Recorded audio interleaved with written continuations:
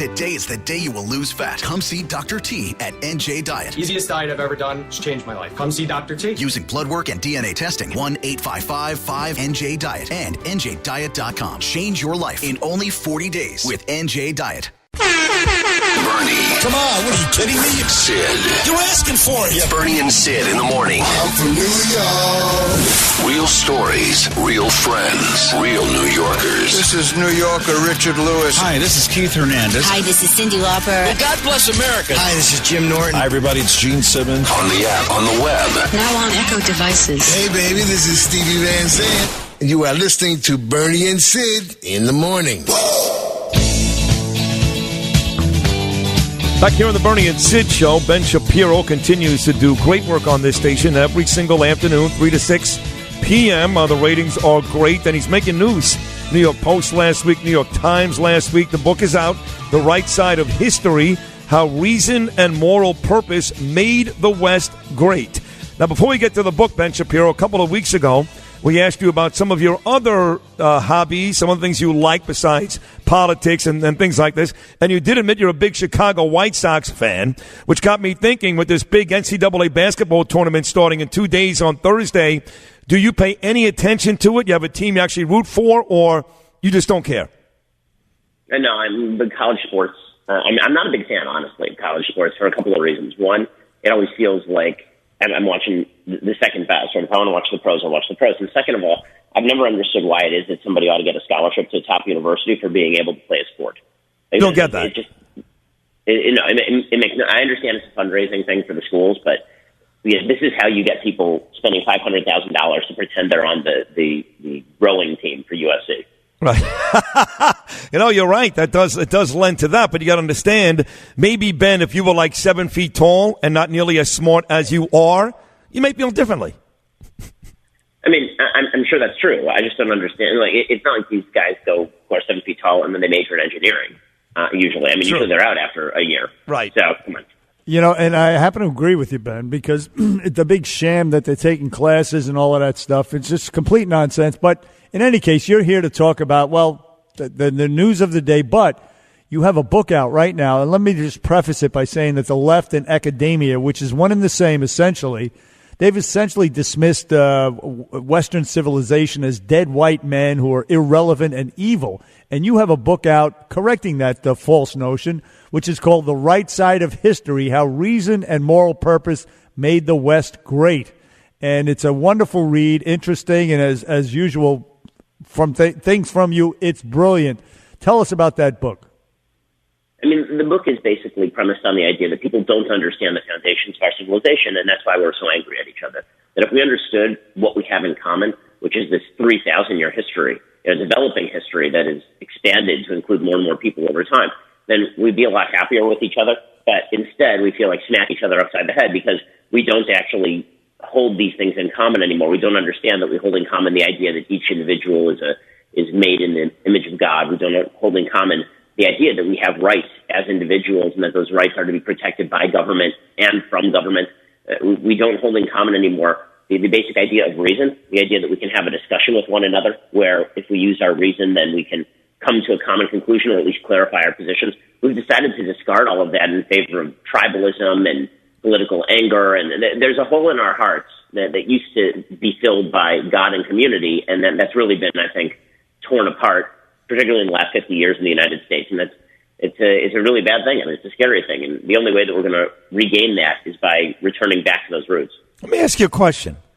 Is it then not possible, Ben Shapiro, to be a good person, a good moral person, somebody who wants to help others, if he or she is an atheist? Not at all. I mean, you can certainly be a wonderful moral person. I know a lot of atheists, I think, are more moral than a lot of religious people.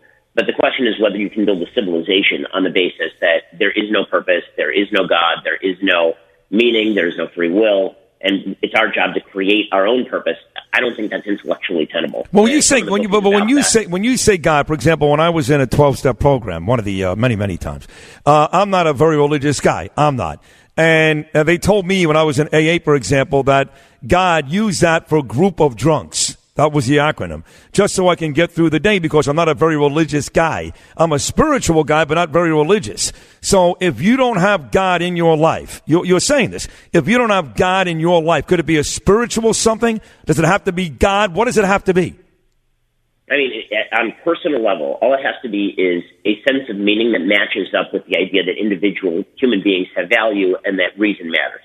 You have to make those assumptions somewhere in your life. If you make those assumptions somewhere in your life, then you're likely to be a much happier human being. The point I make in the book is that those assumptions are generally based on religious principles. So you could be living off the fumes of that in a Judeo-Christian society without actually knowing it. This is the argument I've had with Sam Harris, who's a militant atheist. I've said that he and I have the same principles. So where did those principles come from? And he said, well, it comes from reading, and it comes from Buddhism. And I said, right, but for me, it doesn't come from any of those things. Probably the reason that we have 95% of the same principles without sharing God is because we both grew up 10 miles from each other in a Judeo-Christian-based society.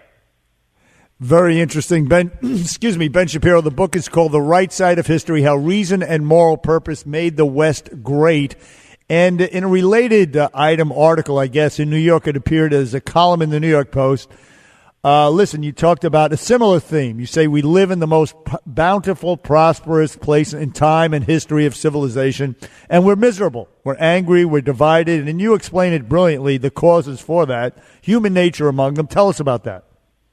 I mean, human nature is that we are going to revert to tribalism. Human nature is that we're not going to trust each other. But by the same token, we have to look at the world around us and realize that with gratitude, we live in the best time. There is no better time to be born. There are a lot of us who feel that for certain factors, maybe there have been things that are better in the past, or maybe there will be things that are better in the future. We can always hope for a better future, but just if you had to pick just out of a hat which time to be born in, it would be the time where birth mortality is extraordinarily low, where you can be expected to live upwards of 80 years, where you're never going to be hungry ever in your entire life. Where obesity is the scourge, not starvation.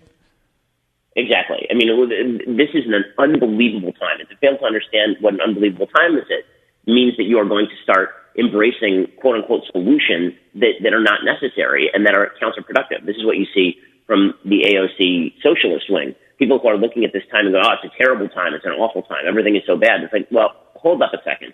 For most of human history, everyone was dying before age 40. So can you just slow your roll? People aren't dying before they're 40, but we live in a very materialistic society. We live in a society where lots of people judge how good or bad things are by money.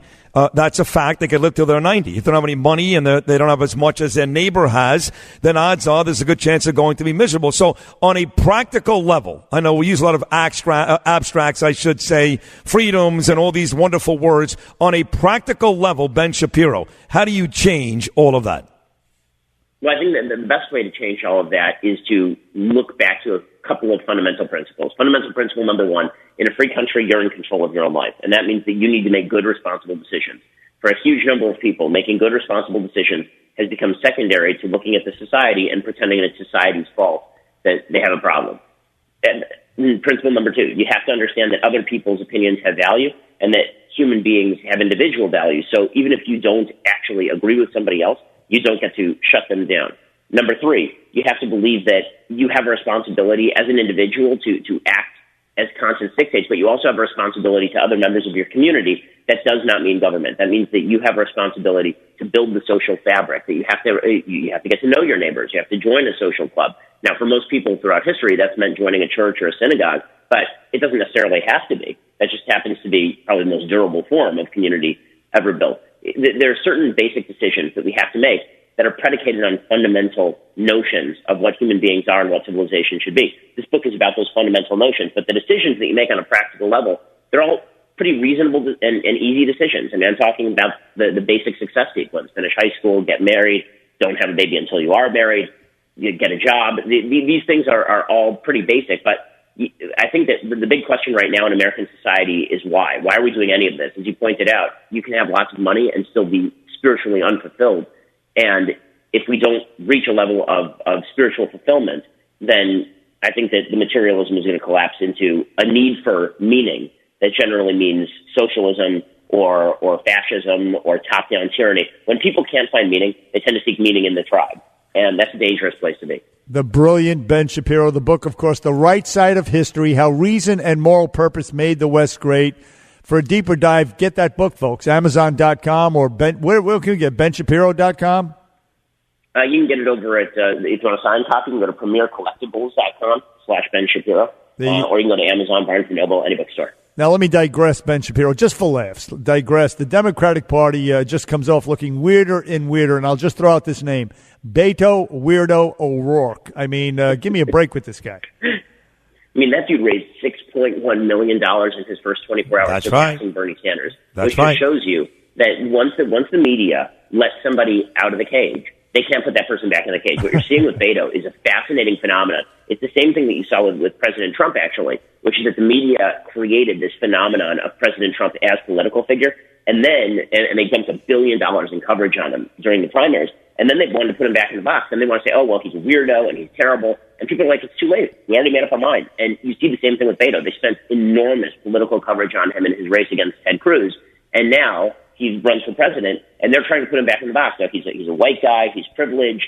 The same media that were propping him up. I mean, Reuters actively hid information about the guy during his Senate race, and now they're releasing the information. And all the people who liked Beto, they're saying, I don't care, I already made up my mind. So watching the media try to put him back in is really kind of a hilarious exercise in futility. Then it's too late because he's going to become a serious threat on that side of the board, at least. The Right Side of History is the book, How Reason and Moral Purpose Made the West Great. A great read, always a great guest, and a terrific host coming your way later on today at 3 p.m. As always, Ben Shapiro, thank you so much, buddy. Great job. You're the man. Thanks a lot, guys. All right, we'll talk to you again soon. Ben Shapiro back on Bernie and Sid right after this. Bernie and Sid in the morning.